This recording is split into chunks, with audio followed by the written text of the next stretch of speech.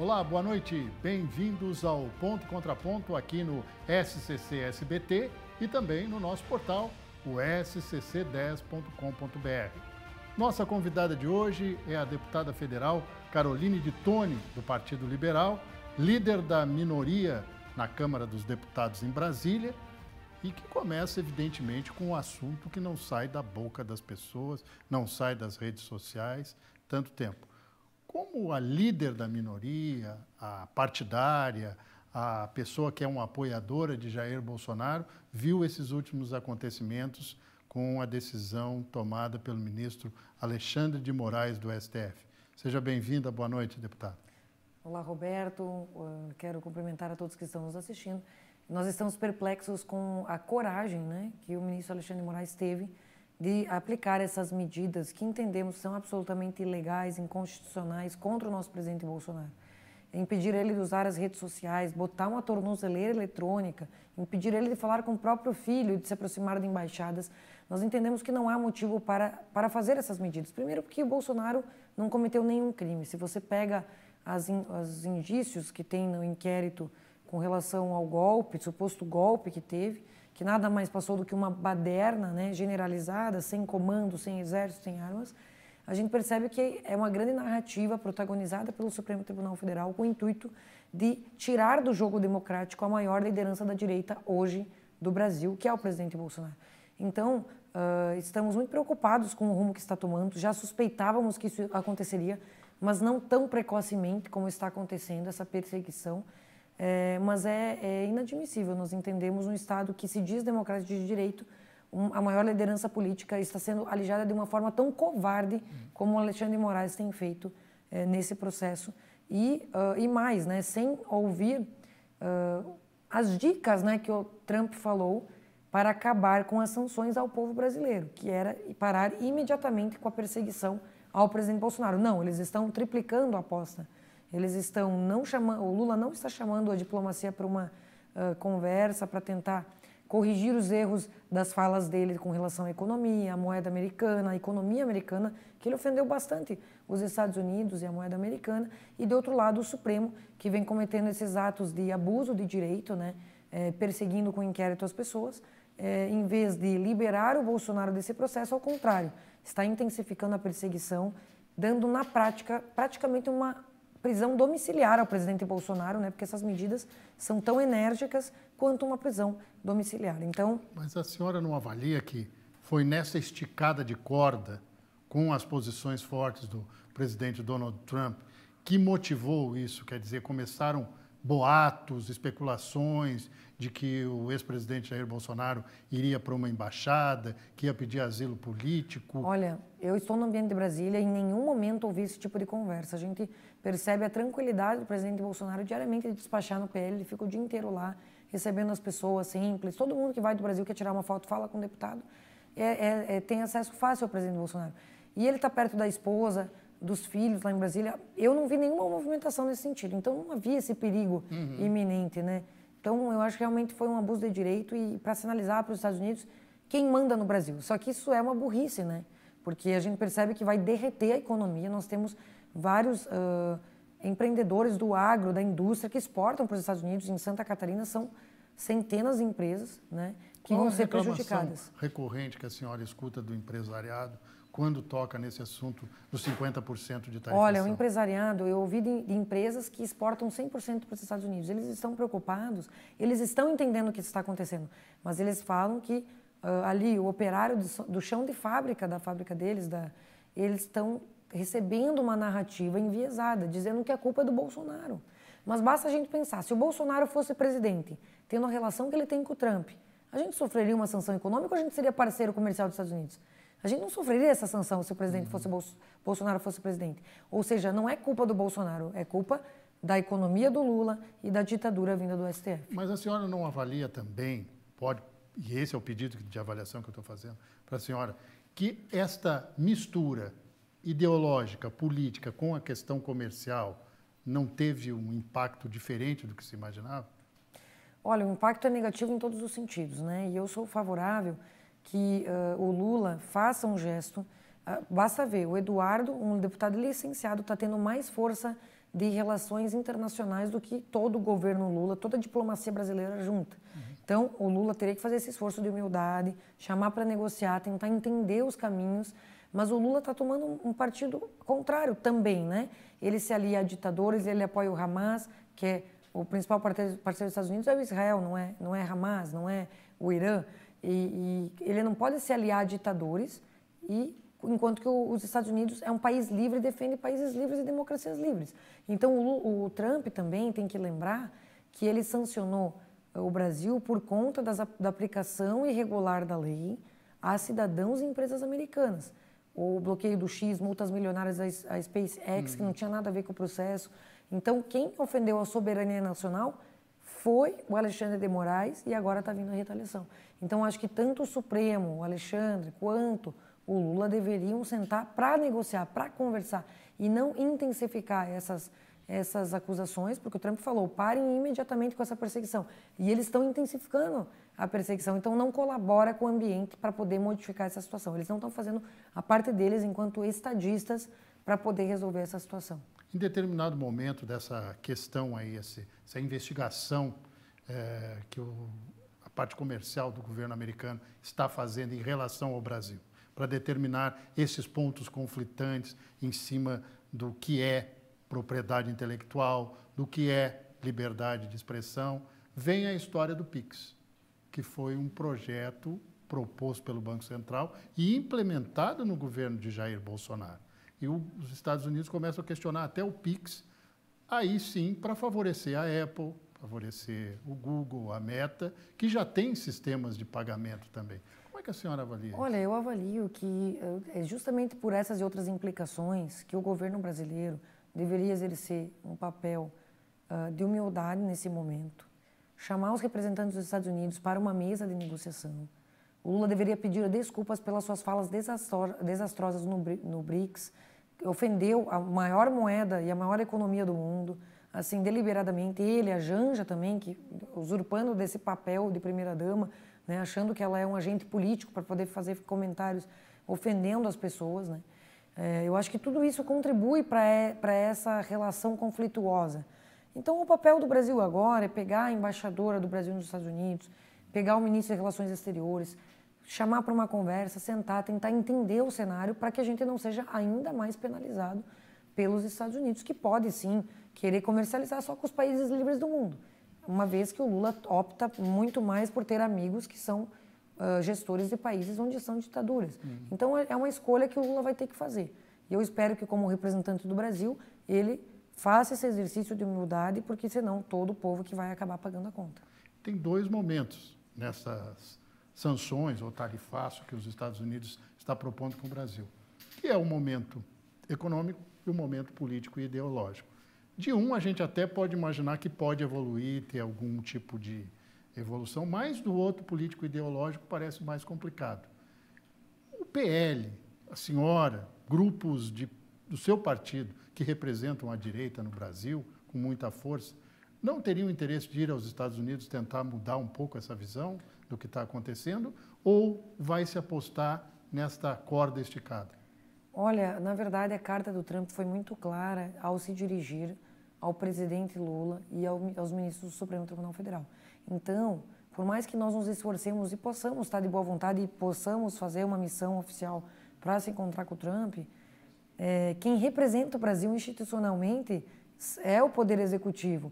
E a carta se direcionou ao Poder Executivo e ao Supremo. Então, quem tem que fazer o gesto e quem tem que saber ler o papel literal da carta e da fala do Trump são essas autoridades que estão abusando do direito, né? Que é o Alexandre de Moraes. Quando ele fala, parem imediatamente com essa perseguição, ele já dá a dica de como solucionar. Mas o que faz o Alexandre de Moraes? Bota uma tornozeleira eletrônica, constrange, humilha o presidente Bolsonaro. Então, a eles que deveria ser dado esse direcionamento, esse encaminhamento. Nós estamos de boa vontade e podemos fazer esse esforço. Mas acho que dificilmente o Trump vai se deixar levar por isso, porque ele se dirigiu a autoridades específicas. E esperamos, sim, que ele não sancione o povo, mas sancione essas autoridades específicas, porque eu sou contra essa taxação. Eu não sou a favor, eu sou a favor do livre mercado. Eu sou presidente da Frente Parlamentar do Livre Mercado. Então, na minha concepção, quanto menos estados intervir nas trocas livres entre as pessoas, melhor. Então, o que tiver ao meu alcance para poder colaborar nesse sentido, eu vou fazer. Mas não cumpre a mim essa autoridade. Não me foi dada essa autoridade para resolver o assunto. Perfeito. Nós vamos fazer um rápido intervalo agora e vamos falar sobre eleições 2026 e o nome cada vez mais forte nas cotações para a majoritária ano que vem, que é o de Caroline de Tony. A gente já volta um instantinho só.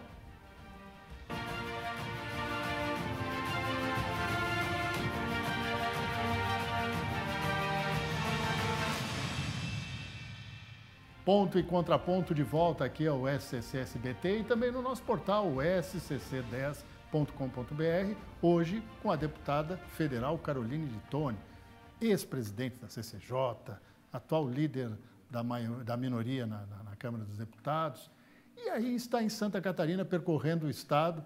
Já é de olho em 2026, deputado? Então, na verdade, de vez em quando a gente sempre faz roteiro, né? Não adianta estar em Brasília quando os nossos representados estão em Santa Catarina. Então, é sempre importante estar perto das lideranças, dos prefeitos, vereadores, da população, para tentar refletir no nosso mandato a vontade dos catarinenses, né? Porque se eu estou lá para representar os catarinenses, eu tenho que estar na base, percorrendo Santa Catarina, para tentar ter o sentimento mais fiel do catarinense, para poder bem representar.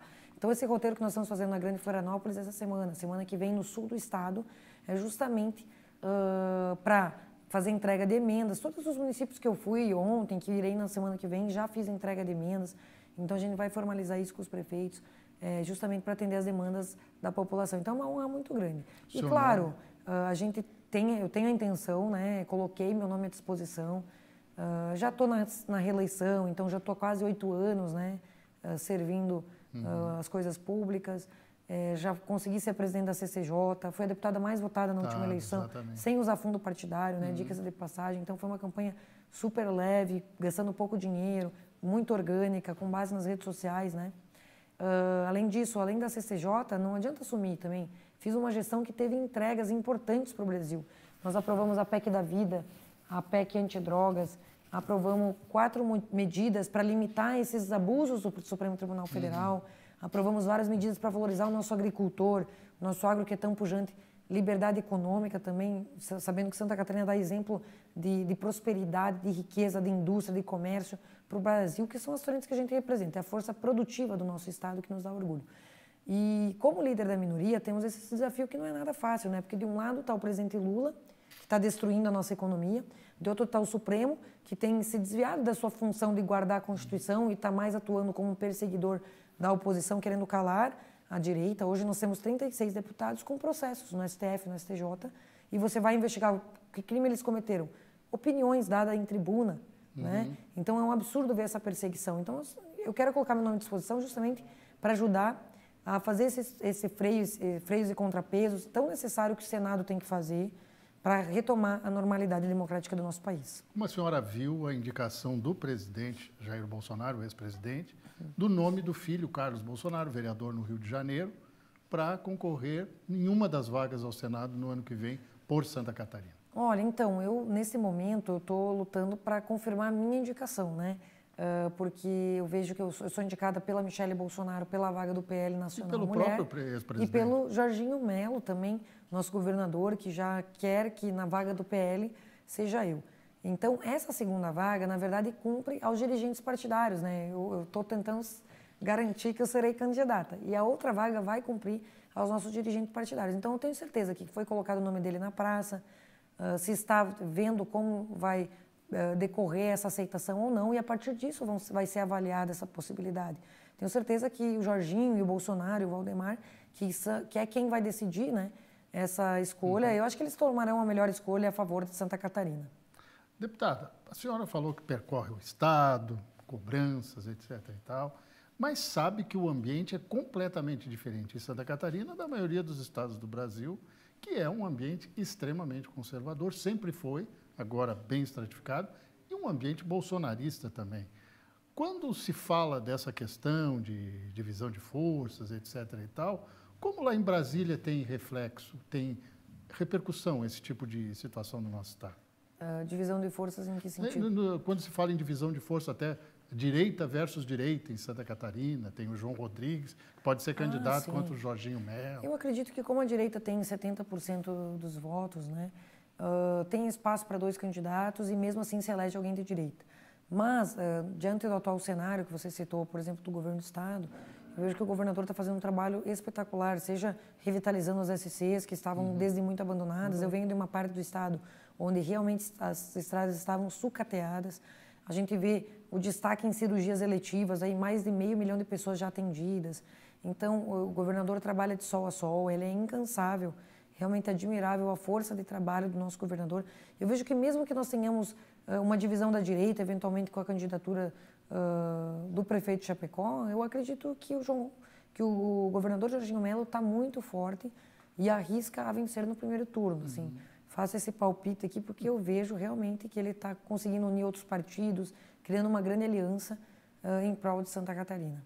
A senhora vem do oeste de Santa Catarina e também é a base de João Rodrigues, prefeito de Chapecó, e por que não dizer do próprio governador Jorginho Mello, que é do meio oeste, mas o grande oeste é um conceito muito maior do que a gente possa imaginar.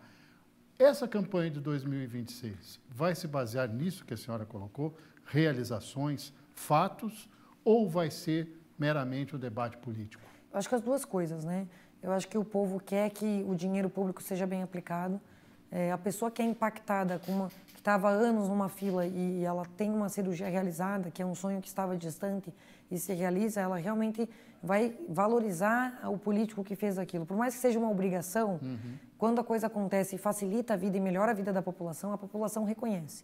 Acho que tem esse lado, existe esse tipo de eleitor que valoriza as realizações concretas e, ao mesmo tempo, o catarinense também sabe escolher aquele representante que mais se identifica com as suas ideias. Eu acho que o voto ele é um sentimento de identificação com o eleitor, de princípios, de ideias, de forma de viver, de pensar e de agir. Então, eu acredito que os candidatos que realmente consigam refletir esse sentimento, que é a maior parte do sentimento dos catarinenses em prol de segurança pública, de serviços públicos de qualidade, mas também que defenda a família, que defenda a força do trabalho, que defenda a meritocracia. Eu acho que é isso que o catarinense quer. Uma pessoa que trabalhe e que bem represente os catarinenses. Por isso que eu vejo que vai ter as duas tônicas na campanha do ano que vem. Na última manifestação na Avenida Paulista, o ex-presidente Jair Bolsonaro pediu ao eleitor dele que eleja 50% da Câmara dos Deputados e 50% do Senado, que ele muda o Brasil. A avaliação da senhora é que isso é factível? Dá para concretizar isso na eleição? Factível, a fala do Bolsonaro realmente é verdadeira. Se nós tivermos uma maioria na Câmara e no Senado, nós conseguimos fazer muita coisa, nós conseguimos fazer com que medidas que a gente aprova na Câmara, como o fim da saidinha, né, para os bandidos, a gente aprova esse tema e, de repente, o Supremo vai lá e derruba por uma canetada. Aprova a derrubada do IOF, que está prejudicando a população, né, que já não aguenta mais aumento de impostos, e o STF vai lá e dá uma canetada. Então, quando o STF começa a extrapolar do seu poder, existe o Senado para fazer esse freio e contrapeso. A mesma coisa existe a Câmara para fazer eventual impeachment do presidente. Então, é no Congresso Nacional que se exerce esse poder de realmente refletir a vontade da população. E se a maioria for conservadora, o Brasil vai estar em boas mãos. Mas acho que temos desafios. Eu falei que para que isso se torne realidade, a gente tem que preservar que esses potenciais candidatos, eu tenho colegas como Marcel Van Hatten, por exemplo, eu falei aqui, 36 deputados estão sendo investigados por palavras e opiniões. Mas se você pega o artigo 53 da Constituição, ele fala, os parlamentares são imunes nas suas opiniões, palavras e votos. Quando você vai abrir o processo de investigação contra o Marcel Van Hatten, aparece uma foto dele na tribuna da Câmara dos Deputados. Ou seja, ele está sendo processado por algo que ele falou, por uma ideia que ele defendeu. Mas ele foi eleito para fazer isso. Então, está havendo uma distorção dos papéis, exatamente, inacreditável. Então, a gente não pode permitir que esses 36 parlamentares de destaque nacional sejam declarados inelegíveis e não possam vir a ser senadores. E a gente está sofrendo essa perseguição. Então, quando o Trump fala em perseguição, é do presidente Bolsonaro, mas também é a toda a direita. Hoje, o judiciário se tornou um bunker jurídico de sustentação do Lula e de perseguição da direita, infelizmente. E para corrigir esses erros, é o Senado. Na verdade, o Senado deveria ter feito esse filtro na sabatina. Quando um ex-advogado do Lula, como o Zanin e o Toffoli, que era do partido, se candidatam a ser ministro do Supremo, são indicados, né, pelo Lula, o Senado deveria ter dito não, não queremos, tem que ser um profissional do meio jurídico, respeitado, conduta ilibada e notório de saber jurídico. A partir do momento que deixa passar, existe ainda a lei do impeachment que pode ser usada, né? E ela não está funcionando. Por quê? Porque o presidente do Senado não está tocando para frente. Então, eu aprovei medidas enquanto presidente da CCJ para justamente atualizar a lei do impeachment e dizer, ó, o presidente do Senado tem um prazo para analisar esses processos de impeachment, sob pena de trancar a pauta do Senado, seja favorável ou não. Mas é o plenário do Senado que vai ter que decidir se abre o processo de impeachment ou não, até para dar o direito ao contraditório e ampla defesa. Então, hoje a gente está tendo esse problema institucional que pode ser corrigido, sim, se nós tivermos a maioria no Senado. Queria agradecer a sua presença, cumprimentar, dizer para o telespectador que tem duas pessoas dando entrevista para mim, né? Tem a deputada e a Bárbara, né? A deputada está grávida, né? Quantas semanas, deputada? 22 semanas. Olha a coincidência. Já tenho a Betina e agora virá a Bárbara. Então, eu estou muito feliz.